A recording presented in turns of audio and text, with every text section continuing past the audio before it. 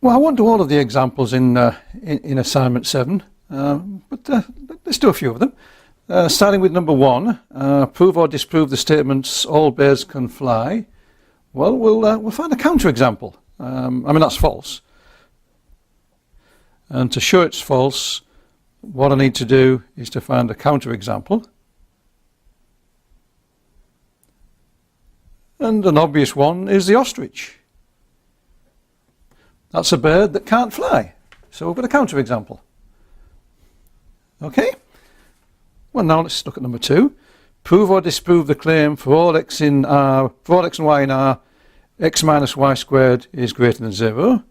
That's also false. And again, to prove something that's a universal quantifier, just like the one above it, it's a universal quantifier, or in this case 2 universal quantifiers. And to prove that a universally quantified statement is false, what you need to do is find a counterexample. Well, that's one way of doing it, at least.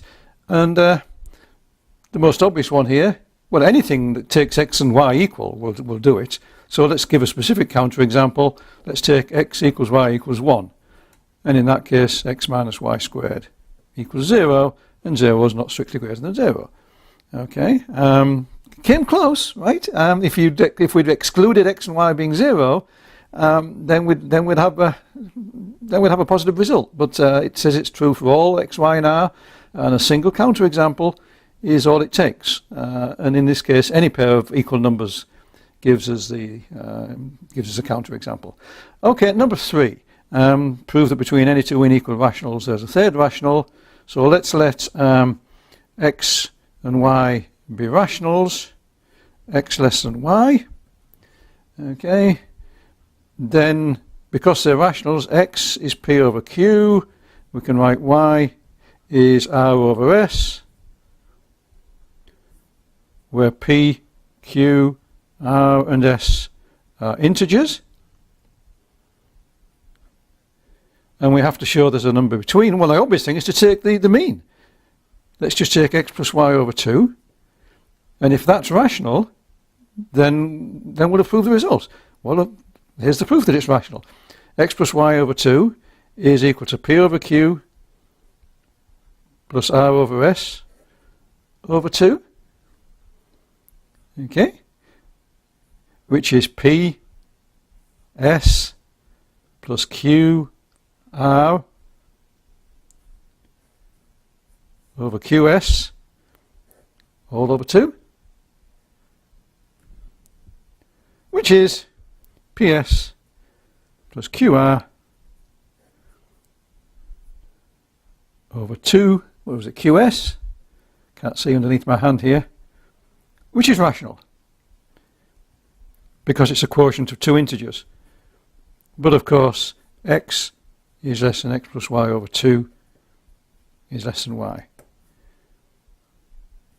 And we're done. Okay, that's 1, 2 and 3 knocked off very, very quickly. Let's go on to do, I'll do number 7, the one about square root of 3. Well, just as we did with the square root of 2, we're going to prove it by contradiction.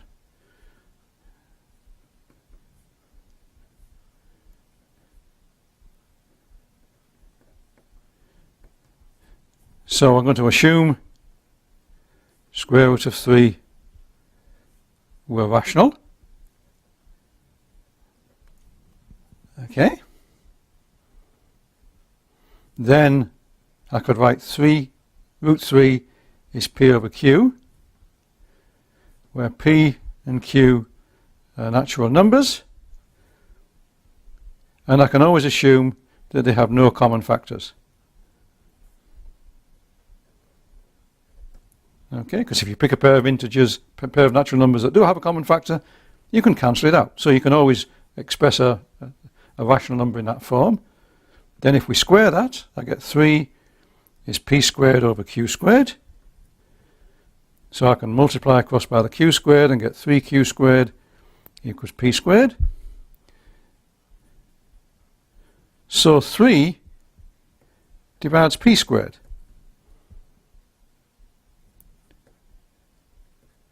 But 3 is prime. And if a prime divides p squared, that means 3 divides p. If a prime divides a pair of numbers multiplied together, it divides one of the numbers. So 3 divides p. So that means p is of the form 3, let's call it 3r. Okay, so that means p squared equals 9r squared. So I can take p squared and substituting it back in here to get 3q squared equals p squared equals 9r squared. So if I'll forget the middle term now, 3q squared equals 9r squared. Let me factor the 3 out. I've got q squared equals 3r squared. So that means 3 divides q squared. But if 3 divides q squared, then just as before with p, that means that 3 divides q. And now I've got a contradiction.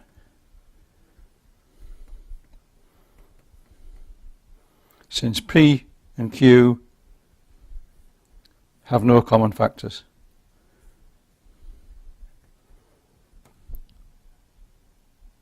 And yet we've just shown that 3 is a common factor. So there's a contradiction. Almost exactly the same as the one for square root of 2. So if we compare the two, CF, the proof for square root of 2, in the case of the square root of 2, we talked about numbers being even. But if we talk about something like p being even, that's just another way of saying 2 divides p. So really all I've done here is I've taken the previous proof, the one for root 2, and instead of talking about it in terms of even and odd, I could recast it in terms of whether it's divisible by 2 or not. And then the fact about 2 that we used there, we said if 2 divides p squared, then it divides p. It used the fact that 2 was prime. So I might just as well use 3. So it's exactly the same proof as before, except instead of talking about divisible by 2, I'm talking about being divisible by 3. I didn't express it that way before. I talked in terms of even and odd, but even just means it's a multiple of 2. Okay, well, we've moved on. Let me decide which one to do next. I think I'll do number 8. That shouldn't take too long. So we'll do number 8 next. Okay, so the converse of an implication, of a conditional, is the implication in the opposite direction, where you swap around the antecedent and the consequent, but everything remains more or less otherwise unchanged. So the converse of this is if the yan rises,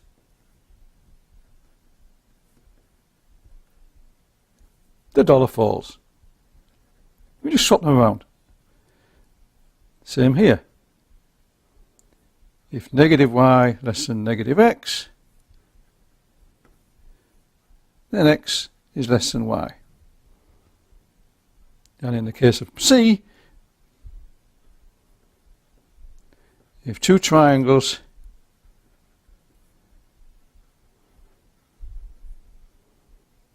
have the same area, then they are congruent. Now, in terms of what we're doing, this is totally trivial. This is just swapping things around without doing anything. What I'm really trying to get at with this this exercise is in part to sort of contrast it with the contrapositive, and also to observe that truth and falsity can change. In this case, we start out with something that's true. This is a true implication. That's a true implication too. So sometimes the converse of a true implication is a true implication. Let's look at this one. If two triangles are congruent, they have the same area. That's true. But this one, if two triangles have the same area, they're congruent, that one's false. So sometimes the converse of a true statement is true, and sometimes the converse of a true statement is false. Now that's a different situation from what we find with the contrapositive. But when you swap round the order, you can sometimes get truth go into false, and you can sometimes preserve truth. Okay, well that's really all there is to that. It was just to sort of give an opportunity to reflect on these things and to recognise that truth and falsity plays its own game when you're dealing with converses. Okay, let's go and do number 11. Okay, that was that one about the irrational numbers. Well, we've already looked at some of these in the lecture where we've observed that some of them are rational. Let me see, we observed that this one can be rational. We observed that this one can be rational. And there's an issue about this one being rational. Okay, these were easy, we did those in the lecture. That was a later issue. That leaves 1, 2 and 5. They're the ones where they're irrational. And so we have to prove them this time, okay? And so starting with number 1, say, what we're trying to show is that it is irrational. So yes, it's irrational, okay? And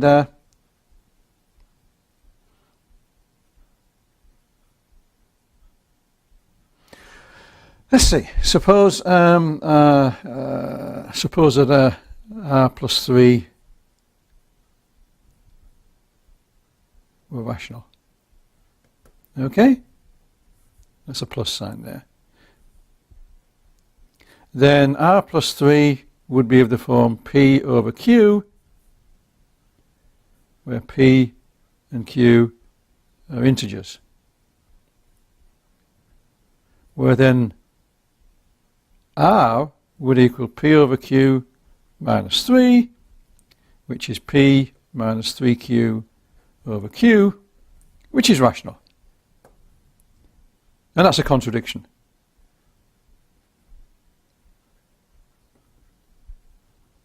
Because r is assumed to be irrational. And we've shown that if r plus 3 were rational, then r would have to be rational. And the others are similar.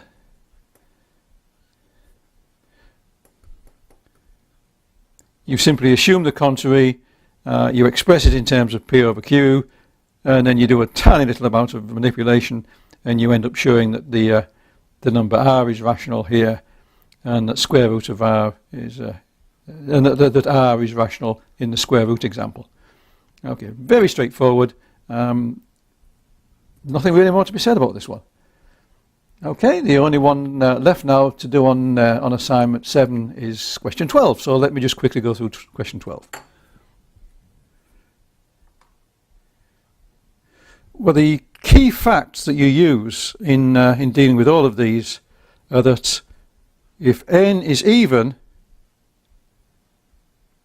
then, and actually if and only if, then n is 2k for some k, some integer k.